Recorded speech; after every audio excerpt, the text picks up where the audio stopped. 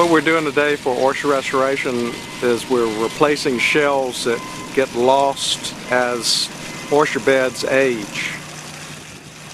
Oyster shells are important for baby oysters to attach to, and in a perfect world, oyster shells should grow shells, make a reef, and baby oysters come back and reattach to the same reef to keep it self-sustaining.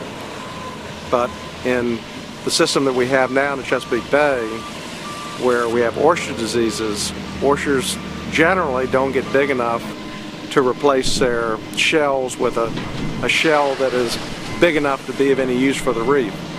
So we have to supplement by putting big shells that came from other areas back on the oyster beds in order to keep the beds healthy. Oysters should live in pristine conditions. They probably live to be 10 to 50 years old, but today we have two diseases that generally kill them when they're about 2 to 3 years old. So the shells don't get nearly as big and heavy as they need to be in order to last on the bay bottom.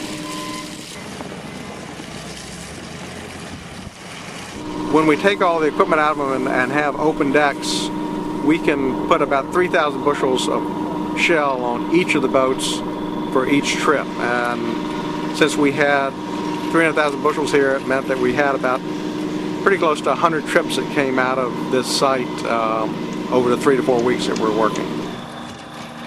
When we monitor oysters, we monitor salinity and sometimes temperature.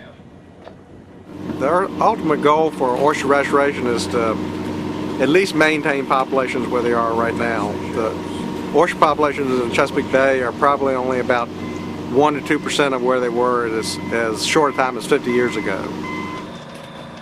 Oysters are so critical to the bay because they're really the only creature that produces a habitat type that is a hard structure that all sorts of little animals live in. That it's not just an oyster that lives there, they're barnacles, they're little crabs, they're little fish, and if the oysters die out, then that whole habitat type will disappear.